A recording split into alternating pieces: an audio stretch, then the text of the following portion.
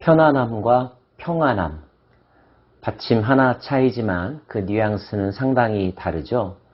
편안함이 물리적인 환경에서 얻는 만족이라고 한다면 평안함은 마음과 영혼의 안정을 말하는 것이라고 생각됩니다. 어떤 것이 더 중요할까요? 여러분은 답을 잘 알고 계시죠? 성경의 답변도 마찬가지입니다. 다른 떡 한 조각만 있고도 화목하는 것이 제육이 집에 가득하고도 다투는 것보다 나으니라. 부자가 되면 먹을 것도 풍성하고 집안 환경도 좋고 편의시설이 가득 차 있겠죠. 하지만 그 안에 사는 사람의 마음이 파괴되고 관계가 파괴되고 인생이 파괴되어 있다면 그런 환경이 어떤 의미가 있을까요? 재물보다 환경보다 더 중요한 것은 마음이라는 것. 100번 강조해도 부족함이 없을 것입니다.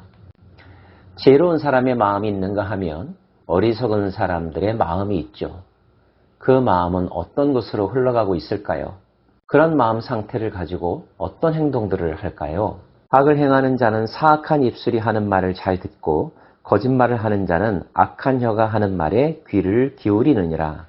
마음이 무너져 분별력이 사라지면 좋고 나쁜 것, 선한 것과 악한 것에 대한 판단 기준까지도 무너집니다. 또는 역전되죠. 그래서 멀리 해야 될 것들을 좋아하고 가까이 두어야 할 것들을 함부로 대하는 경우들이 많이 있습니다. 허물을 덮어주는 자는 사랑을 구하는 자요. 그것을 거듭 말하는 자는 친한 벗을 이간하는 자니라. 화평케 하는 자가 있습니다. 덮어주고 이해시켜주고 관계 회복을 위해서 다리 역할을 하는 사람이 있죠. 반대로 들추어내는 사람, 이간질하는 사람, 누군가 서로 친하게 지내는 것을 질투하고 그것을 깨뜨리려고 하는 사람들이 있습니다. 마음이 비뚤어졌기 때문이죠. 포용력과 관용력을 잃어버렸기 때문입니다. 그런 사람들과 함께 살아간다는 것, 그런 이들이 가까이 있다는 것은 분명 불행일 것입니다. 악한 자는 반역만 힘쓰나니 그러므로 그에게 잔인한 사자가 보냄을 받으리라. 차라리 새끼 빼앗긴 암콤을 만날지언정 미련한 일을 행하는 미련한 자를 만나지 말 것이니라. 미련한 자는 무지하거늘 손에 값을 가지고 지혜를 사려 함은 어찌민고. 어리석은 사람은 손에 돈이 있어도 지혜를 살 마음이 없는데 어떻게 지혜를 얻겠느냐 하는 뜻입니다. 돈을 가지고 있지만 재능, 기술을 가지고 있지만 그것으로 무엇이 좋은지 귀한 것에 대한 가치를 모르기 때문에 헛된 곳에 돈을 써버리는 거죠.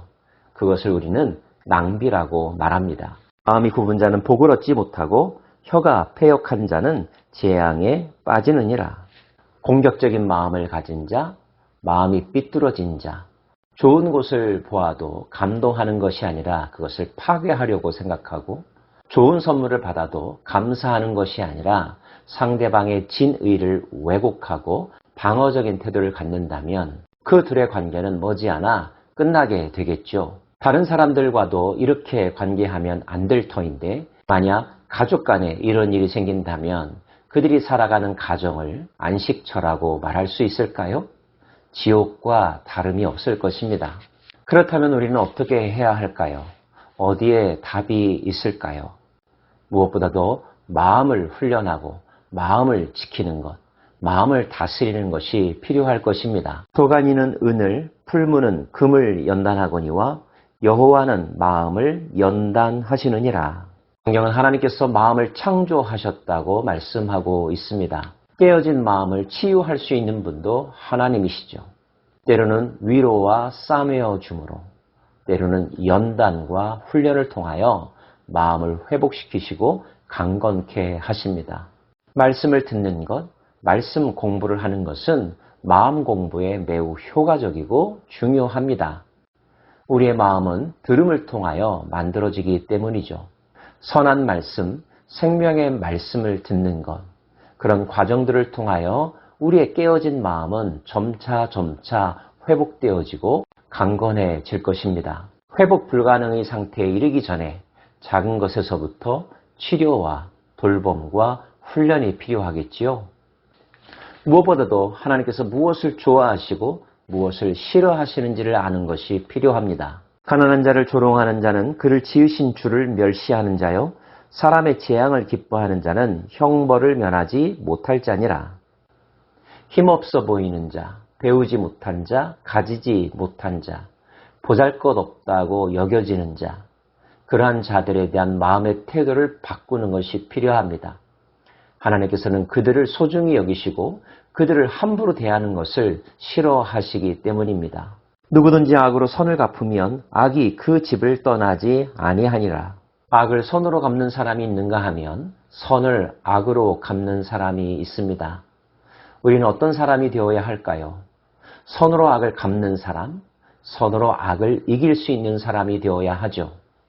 가능할까요? 가능합니다. 하나님이 선한 분이시기 때문에 하나님의 힘과 도우심이 그런 노력을 하는 자들에게 함께 하실 것입니다. 거꾸로 그 반대의 편에 서는 사람, 그 반대의 행동하는 사람을 하나님은 가만두지 않으실 겁니다. 마찬가지로 악인을 의롭다 하고 의인을 악하다 하는 이 두 사람은 다 여호와께 미움을 받느니라. 여러분 주변에 있는 선한 사람을 가까이 친구로 두십시오. 여러분 마음속에서 우러나는 선한 양심의 목소리에 더욱더 귀를 기울이고 힘을 쏟아 보십시오. 반드시 좋은 열매가 맺힐 것입니다. 문제가 없는 인생, 문제가 없는 곳은 없지만 그렇다고 해답이 멀리 있지만도 않습니다. 통찰력 있는 사람은 가까이에서 지혜를 찾습니다. 지식이 있는 사람은 말을 아끼고 통찰력 있는 사람은 성급해하지 않습니다. 잠시 마음을 가다듬고 깊은 숨을 들이쉬며 자신의 마음을 돌아보는 것, 마음을 창조하신 하나님과 그분의 원래 계획에 초점을 맞추는 것, 문제를 해결할 수 있는 힘을 달라고 겸손한 마음으로 기도하는 것, 귀 기울이는 것, 깨닫게 하실 때에 그 깨달음에 순종하고 힘쓰는 것, 그리고 최선을 다하되 선하고 공의로우신 그분께 모든 것을 맡기고 기다림의 시간을 갖는 것.